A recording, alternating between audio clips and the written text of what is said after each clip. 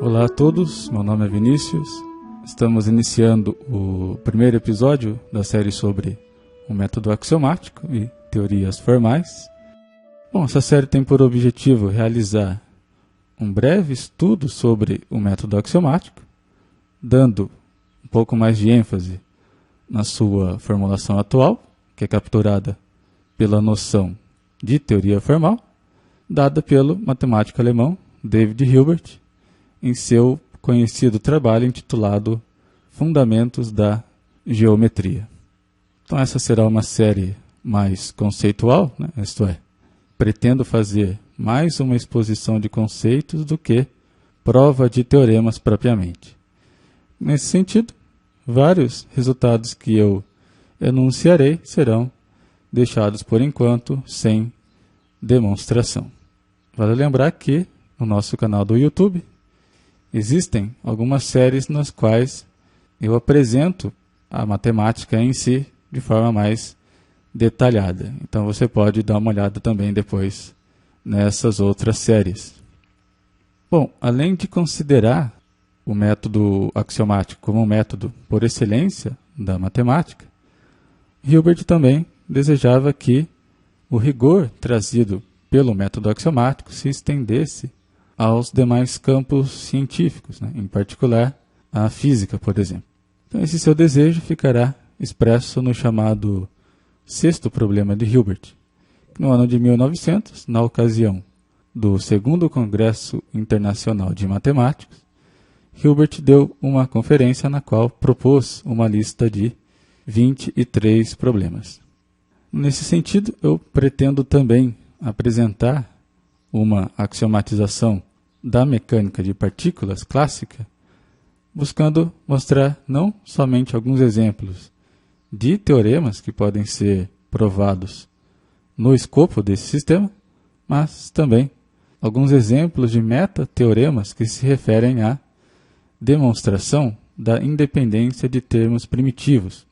Só lembrando que metateoremas são afirmações provadas a respeito do próprio sistema enquanto um objeto de estudo em si mesmo. Então, nesses dois primeiros episódios, em particular, pretendo fazer um breve retrospecto histórico sobre o método axiomático. Em seguida, eu apresentarei a definição de teoria formal. E, a partir daí, eu vou mostrar alguns exemplos também de teorias formais, tanto da matemática quanto da física. O David Hilbert é considerado um dos matemáticos mais importantes de seu tempo, responsável por inúmeras contribuições às mais diversas áreas tanto da matemática quanto da física matemática. Além de suas pesquisas no campo da matemática aplicada, por assim dizer, Hilbert também tinha um interesse particular para com os fundamentos da matemática e das relações dessa disciplina com outras ciências. Suas ideias em torno desse tema se baseavam, de maneira geral, na concepção do método axiomático como o método por excelência da matemática e, além disso, também acreditava que qualquer ramo da ciência em que a matemática possuísse um papel pelo menos subjacente poderia se beneficiar também do rigor matemático. Então, de forma quase imediata, a gente percebe que um desses ramos da ciência que poderiam ser beneficiados pelo rigor matemático é a física. Então, principalmente motivado pelos avanços em sua axiomatização da geometria euclidiana, Hilbert, em sua conferência no segundo Congresso Internacional de Matemáticos, no ano de 1900, ele vai dizer o seguinte: as investigações sobre os fundamentos da geometria nos sugerem o seguinte problema: tratar da mesma maneira por meio de axiomas, essas ciências físicas nas quais, nos dias de hoje, a matemática tem um importante papel. Elas são, em primeira instância, a teoria de probabilidades e a mecânica.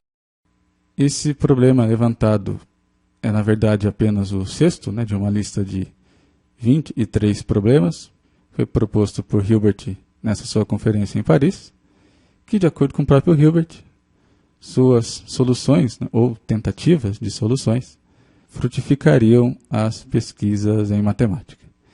Nessa sua lista estava, por exemplo, o problema do contínuo de Cantor e o problema da consistência da aritmética formal.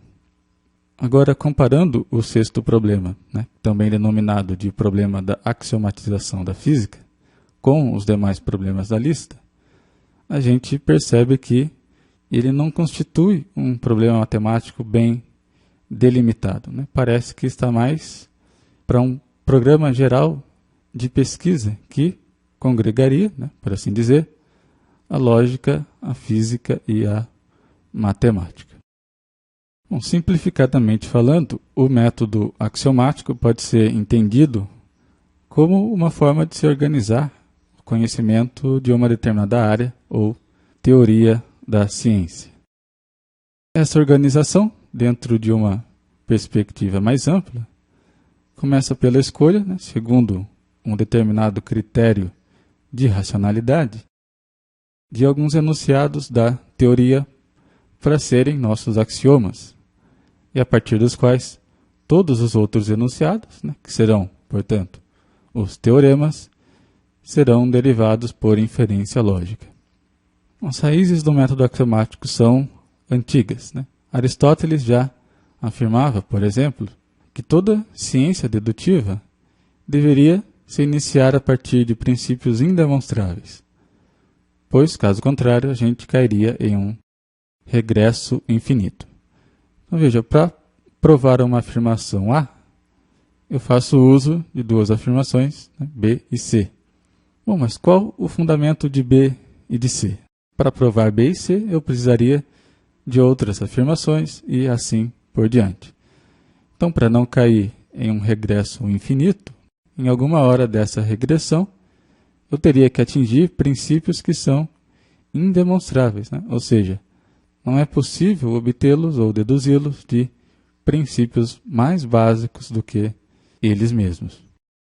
Aristóteles também havia dito que tais princípios poderiam ser comuns a todas as ciências ou particulares em relação a uma dada ciência.